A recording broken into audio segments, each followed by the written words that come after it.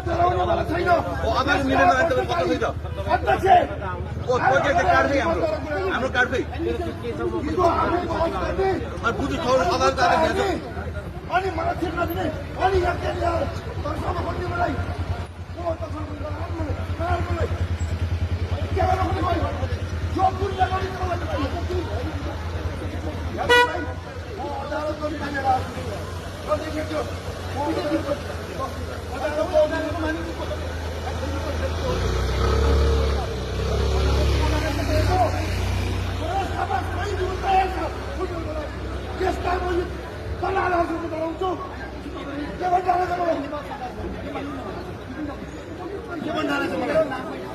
मलाई के भनिरहेको छ मैले